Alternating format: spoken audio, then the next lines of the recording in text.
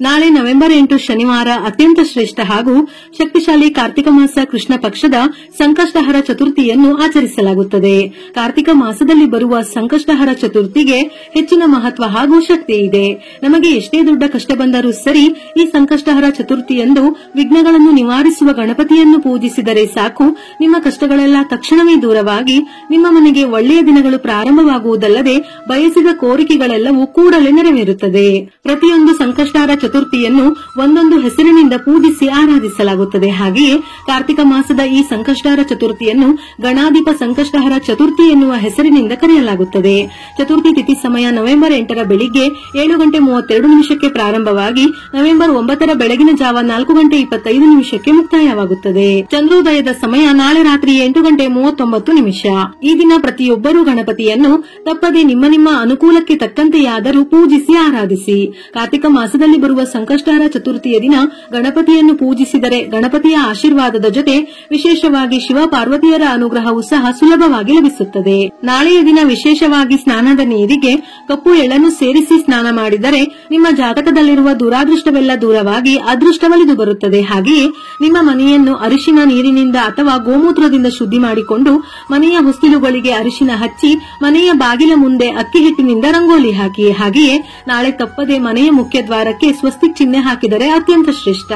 ಈ ದಿನ ಗಣಪತಿಯನ್ನು ಪೂಜಿಸಿದರೆ ನಿಮ್ಮ ಕುಟುಂಬಕ್ಕೆ ರಾಜಯೋಗ ಪ್ರಾಪ್ತಿಯಾಗುತ್ತದೆ. ನಿಮ್ಮ ಜೀವನದ ಎಲ್ಲಾ ಕಷ್ಟಗಳು ನಿವಾರಣೆಯಾಗುತ್ತದೆ. ಗಣಪತಿ ಪೂಜೆಯಲ್ಲಿ ತಪ್ಪದೆ ಗರಿಕೆಯ ಜೊತೆ ಎಕ್ಕದ ಹೂವಿದ್ದರೆ ಬಹಳ ಒಳ್ಳೆಯದು. ನಾಳೆಯ ದಿನ ತಪ್ಪದೆ 21 ಗರಿಕೆಯನ್ನು ಅರ್ಪಿಸಲೇಬೇಕು. ದುಡ್ಡಿನ ಸಮಸ್ಯೆಗಳು ನಿವಾರಣೆಯಾಗಿ ಆರ್ಥಿಕ ಸ್ಥಿತಿ ಸುಧಾರಿಸಬೇಕಾದರೆ 21 ಏಲಕ್ಕಿಗಳನ್ನು ದಾರದಲ್ಲಿ ಪೊಣಿಸಿ ಏಲಕ್ಕಿ ಹಾರವನ್ನು ತಯಾರಿಸಿ ಗಣಪತಿಗೆ ಅರ್ಪಿಸಿ. ಹೀಗೆ ಮಾಡುವುದರಿಂದ ನಿಮ್ಮ ಪತಿಯ ಆದಾಯ ಹೆಚ್ಚುತ್ತದೆ. ಪೂಜೆ ಮುಗಿದ ನಂತರ ಈ ಏಲಕ್ಕಿ ಹಾರವನ್ನು ನಿಮ್ಮ ಬೀರುವಿನಲ್ಲಿಡಿ. ಈ ವ್ರತವನ್ನು ಮಾಡುವವರು ಸಂಕಷ್ಟಹರ ಚತುರ್ಥಿಯ ವ್ರತದ ಕಥೆಯನ್ನು ತಪ್ಪದೇ ಓದಬೇಕು ಅಥವಾ ಕೇಳಬೇಕು. ಈ ಕಥೆಗೆ ಅಪಾರ ಶಕ್ತಿ ಇದೆ. ವ್ರತದ ಕಥೆಯನ್ನು ಓದಿದ ನಂತರ ಕೊನೆಯಲ್ಲಿ ಗಣಪತಿಗೆ ಆರತಿಯನ್ನು ಬೆಳಗ್ಗೆ ನಮಸ್ಕರಿಸಿ 5 ಪ್ರದಕ್ಷಿಣೆಗಳನ್ನು ಹಾಕಿ ಈ ರೀತಿ ಗಣಪತಿಯನ್ನು ಪೂಜಿಸಿ. ಈ ದಿನ ಎಕ್ಕದ ಹೂವಿನ ಹಾರವನ್ನು ತಯಾರಿಸಿ ಗಣಪತಿಗೆ ಅರ್ಪಿಸಿದರೆ ಬಹಳ ಶ್ರೇಷ್ಠ. ಇದರ ಜೊತೆಯಲ್ಲಿ ನಾಳೆ ವಿಶೇಷವಾಗಿ ಬೆಲ್ಲದ ದೀಪಾರಾಧನೆ ಮಾಡಿದರೂ ಬಹಳ ಶ್ರೇಷ್ಠ. ಒಂದು ತಟ್ಟೆಗೆ ಅಕ್ಕಿಯನ್ನು ಹಾಕಿ ಅಕ್ಕಿಯ ಮೇಲೆ 2 ಕಡೆ 2 ಎಕ್ಕದ ಎಲೆಗಳನ್ನು ಇಟ್ಟು ಎಕ್ಕದ ಎಲೆಯ ಮೇಲೆ ಅರಿಶಿನದಿಂದ ಸ್ವಸ್ತಿಕ್ ಚಿಹ್ನೆಯನ್ನು ಬರೆದು ಎಕ್ಕದ ಎಲೆಗಳ ಮೇಲೆ 2 ಬೆಲ್ಲದ ಅಚ್ಚನ್ನು ಇಟ್ಟು ಅದಕ್ಕೂ ಅರಿಶಿನ ಕುಂಕುಮವನ್ನು ಹಚ್ಚಿ ತುಪ್ಪವನ್ನು ಹಾಕಿ 2 ಹೂಬತ್ತಿಯನ್ನು 1 ಬತ್ತಿಯನ್ನಾಗಿ ತಯಾರಿಸಿ ದೀಪವನ್ನು ಹಚ್ಚಬೇಕು. ನಂತರ ಅಕ್ಕಿ ಮತ್ತು ಬೆಲ್ಲವನ್ನು ಗೋವಿಗೆ ತಿನ್ನಿಸಬಹುದು ಅಥವಾ ಇದರಿಂದ ಸಿಹಿಯನ್ನು ತಯಾರಿಸಬಹುದು. ಈ ದೀಪಾರಾಧನೆಯಿಂದ ಇಷ್ಟಾರ್ಥ ಸಿದ್ಧಿಯಾಗುತ್ತದೆ. ಗಣೇಶನ ಸಂಪೂರ್ಣ ಅನುಗ್ರಹ ಲಭಿಸುತ್ತದೆ. ಒಂದು ವೇಳೆ ಎಕ್ಕದ ಎಲೆ ಸಿಗದೇ ಇದ್ದವರು ವೀಳ್ಯದೆಲೆಯ ಮೇಲೂ ದೀಪಾರಾಧನೆ ಮಾಡಬಹುದು. ಗಣೇಶನಿಗೆ ತುಪ್ಪ ಬೆಲ್ಲವನ್ನು ನೈವೇದ್ಯ ಮಾಡಿ ನಂತರ ಅದನ್ನು ಹಸುವಿಗೆ ಗೋಗ್ರಾಸದ ರೀತಿಯಲ್ಲಿ ತಿನ್ನಿಸಬೇಕು. ಇದರಿಂದ ಮನೆಯಲ್ಲಿ ಆರ್ಥಿಕ ಸಮೃದ್ಧಿ ನೆಲೆಸುತ್ತದೆ. ನೆನೆಸಿದ 21 ಕಡಲೆಕಾಳಿನ ಹಾರವನ್ನು ತಯಾರಿಸಿ ಗಣೇಶನಿಗೆ ಅರ್ಪಿಸಿದರೂ ನಿಮ್ಮ ಇಷ್ಟಾರ್ಥ ನೆರವೇರುವುದಲ್ಲದೆ ಉತ್ತಮ ಫಲಗಳನ್ನು ಪಡೆಯಬಹುದು.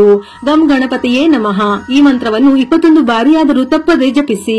ಇನ್ನು ದೀರ್ಘಕಾಲದ ಅನಾರೋಗ್ಯ ಸಮಸ್ಯೆಗಳಿಂದ ಬಳಲುತ್ತಿರುವವರು ಈ ಸಂಕಷ್ಟಹರ ಚತುರ್ಥಿ ದಿನದಂದು ರಾತ್ರಿಯ ಸಮಯದಲ್ಲಿ ಚಂದ್ರನನ್ನು ನೋಡುತ್ತಾ ಚಂದ್ರನಿಗೆ ಹಾಲಿನಿಂದ ಅರ್ಘ್ಯವನ್ನು ಅರ್ಪಿಸಿ ಅನಾರೋಗ್ಯ ಸಮಸ್ಯೆಗಳೆಲ್ಲ ದೂರವಾಗಿ ಉತ್ತಮ ಆರೋಗ್ಯ ಲಭಿಸುತ್ತದೆ. ವೀಳ್ಯದೆಲೆಯಲ್ಲಿ ಹಣವನ್ನು ಆಕರ್ಷಿಸುವ ಶಕ್ತಿ ಇದೆ. ಹಾಗಾಗಿ ನಾಳೆಯ ದಿನ ಗಣೇಶನಿಗೆ ವೀಳ್ಯದೆಲೆಯನ್ನು ಅರ್ಪಿಸುವುದರಿಂದ ಸಂಪತ್ತು ವೃದ್ಧಿಯಾಗುತ್ತದೆ.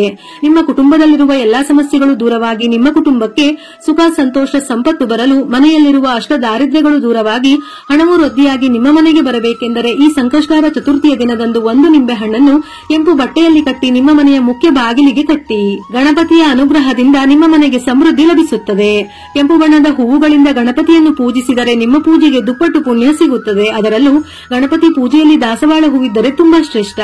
ನಿಮ್ಮ ಇಷ್ಟಾರ್ಥಗಳು ಈಡೇರಲು ಕೇವಲ ದಾಸವಾಳ ಹೂವುಗಳಿಂದ ಗಣೇಶನನ್ನು ಪೂಜಿಸಿದರೂ ಅದ್ಭುತ ಫಲ ಸಿಗುತ್ತದೆ. ಪ್ರತಿ ಕುಟುಂಬದಲ್ಲೂ ಕಷ್ಟ ನಷ್ಟಗಳು ಇರುತ್ತವೆ. ಆದ್ದರಿಂದ ನಿಮ್ಮ ಮನಸ್ಸಿನ ಆಸೆಗಳು ಈಡೇರಲು ನಿಮ್ಮ ಎಲ್ಲಾ ಕಷ್ಟಗಳು ತಕ್ಷಣವೇ ದೂರವಾಗಲೆಂದು ಮನಸ್ಫೂರ್ತಿಯಾಗಿ ಗಣಪತಿಗೆ ನಮಸ್ಕರಿಸಿ ಮನೆಯಲ್ಲಿ 2 ದೀಪಗಳನ್ನು ಬೆಳಗಿಸಬೇಕು. ಹಿತ್ತಾಳೆ ಅಥವಾ ಮಣ್ಣಿನ ದೀಪಕ್ಕೆ ಹಸುವಿನ ತುಪ್ಪವನ್ನು ಸೇರಿಸಿ 5 ಬತ್ತಿಗಳಿಂದ ದೀಪಾರಾಧನೆ ಮಾಡಿ ನಂತರ ಗಣಪತಿಗೆ ಮುಡುಪನ್ನು ಕಟ್ಟಬೇಕು. ಗಣಪತಿ ಪೂಜೆಯಲ್ಲಿ ಮುಡುಪು ಕಟ್ಟಿದರೆ ನಿಮ್ಮ ಎಲ್ಲಾ ಕಷ್ಟಗಳು ತಕ್ಷಣವೇ ದೂರವಾಗಿ ಕೋರಿದ ಆಸೆಗಳು ಖಂಡಿತ ಈಡೇರುತ್ತದೆ. ನಾಳೆಯ ದಿನ ದೇವರ ಮನೆಯಲ್ಲಿ ಗಣಪತಿಯ ಮುಂದೆ ಒಂದು ಕೆಂಪು ವಸ್ತ್ರವನ್ನು ಹಾಸಿ ಈ ವಸ್ತ್ರದ ಕೊನೆಯಲ್ಲಿ 4 ಕಡೆ ಅರಿಶಿನ ಹಚ್ಚಿ ಕೆಂಪು ಬಣ್ಣದ ವಸ್ತ್ರದ ಮಧ್ಯದಲ್ಲಿ ಚಿಟಿಕೆ ಅರಿಶಿನ ಕುಂಕುಮ ಹಾಕಿ ನಿಮ್ಮ ಮನಸ್ಸಿನ ಆಸೆಗಳನ್ನು ಸ್ಮರಿಸುತ್ತಾ ಆ ವಸ್ತ್ರದ ಮೇಲೆ 3 ಹಿಡಿ ಅಕ್ಕಿ ಹಾಗೆಯೇ 2 ವೀಳ್ಯದೆಲೆ 2 ಒಣಖರ್ಜೂರ 2 ಅಡಿಕೆ 11 ರೂಪಾಯಿ ದಕ್ಷಿಣೆಯಾಗಿ ಇಟ್ಟು ಗಣಪತಿಯನ್ನು ನೆನೆಯುತ್ತಾ ಇವುಗಳನ್ನು ಗಂಟು ಕಟ್ಟಬೇಕು. ಮುಡುಪು ಕಟ್ಟಿದ ನಂತರ ಸಂಕಷ್ಟನಾಶನ ಗಣೇಶ ಸ್ತೋತ್ರವನ್ನು ಪಠಿಸಬೇಕು. ಈ ಸ್ತೋತ್ರವನ್ನು ಓದಲಾಗದವರು ಓಂ ಗಂ ಗಣಪತಿಯೇ ನಮಃ ಎಂಬ ಮಂತ್ರವನ್ನು 21 ಬಾರಿ ಜಪಿಸಿ.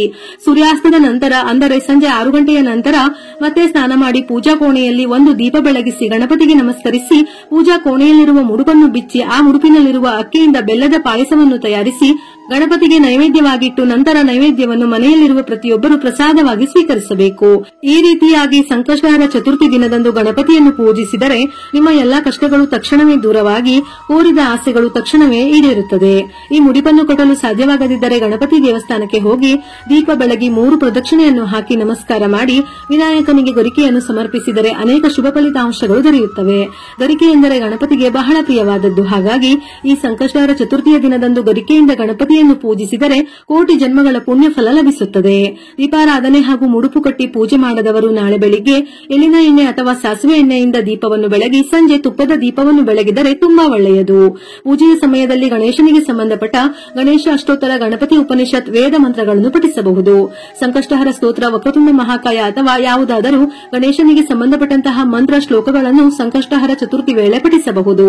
ಮನೆಯಲ್ಲಿ ಗಣಪತಿಯ ವಿಗ್ರಹವಿದ್ದರೆ ನಾಳೆಯ ದಿನ ಹಾಲಿನಿಂದ ಅಭಿಷೇಕ ಮಾಡಿ ಗಣಪತಿಗೆ ದೂರ್ವೆಯನ್ನು ಅರ್ಪಿಸಿ ತುಪ್ಪದ ದೀಪವನ್ನು ಬೆಳಗಿದರೆ ಸಾಲದ ಸಮಸ್ಯೆಗಳು ಕ್ರಮೇಣವಾಗಿ ನಿವಾರಣೆಯಾಗುತ್ತದೆ.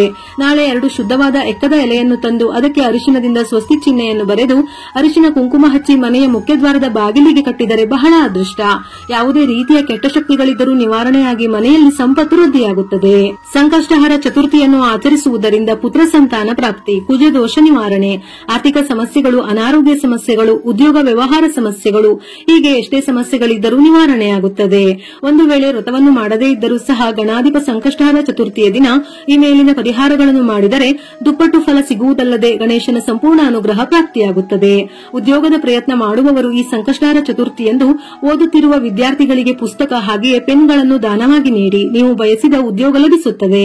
ಹಾಗೆಯೇ ಓದುತ್ತಿರುವ ವಿದ್ಯಾರ್ಥಿಗಳು ಈ ಸಂಕಷ್ಟಹರ ಚತುರ್ಥಿಯಂದು ಗಣಪತಿಗೆ ಶಮಿ ಎಲೆಗಳನ್ನು ಸಮರ್ಪಿಸಿ ಓಂ ಶ್ರೀ ಗಣೇಶಾಯ ನಮಃ ಎಂಬ ಮಂತ್ರವನ್ನು ಜಪಿಸಿ ಇದರಿಂದ ವಿದ್ಯೆಯಲ್ಲಿ ಉನ್ನತ ಸ್ಥಾನಕ್ಕೆ ಏರುತ್ತಾರೆ. ಇನ್ನು ಕುಟುಂಬ ಕಲಹಗಳು, ಕೋರ್ಟ್ ವಿವಾದಗಳು, ಆಸ್ತಿ ಕಲಹ ಇಂತಹ ಸಮಸ್ಯೆಗಳಿಂದ ಬಳಲುತ್ತಿರುವವರು ಎಕ್ಕದ ಹೂವುಗಳಿಂದ ಗಣಪತಿಯನ್ನು ಪೂಜಿಸಿ 5 ತೆಂಗಿನಕಾಯಿಗಳನ್ನು ಸಮರ್ಪಿಸಿದರೆ ಖಚಿತವಾಗಿ ವಿಜಯಗಳನ್ನು ಸಾಧಿಸುತ್ತಾರೆ. ಈ ರೀತಿ ಸಂಕಷ್ಟಹರ ಚತುರ್ಥಿಯಂದು ಯಾರು ಗಣಪತಿಯನ್ನು ಪೂಜಿಸುತ್ತಾರೋ ಅಂತಹ ಮನೆಗಳಲ್ಲಿ ಧನ ಧಾನ್ಯಗಳಿಗೆ ಕೊರತೆ ಇರುವುದಿಲ್ಲ. ನಿಮ್ಮ ಮನೆಯೆಲ್ಲ ಸುಖ ಸಂತೋಷಗಳಿಂದ ತುಂಬಿರುತ್ತದೆ. ವಿಡಿಯೋ ಇಷ್ಟ ಆಗಿದ್ದಲ್ಲಿ ಮರೆಯದೆ ಲೈಕ್ ಕೊಟ್ಟು ನಿಮ್ಮವರಿಗೆ ಶೇರ್ ಮಾಡಿ. ಇದೇ ರೀತಿಯ ಮನಮುಟ್ಟುವ ಉಪಯುಕ್ತ ಮಾಹಿತಿಗಳಿಗಾಗಿ ಮತ್ತೆ ಭೇಟಿಯಾಗೋಣ.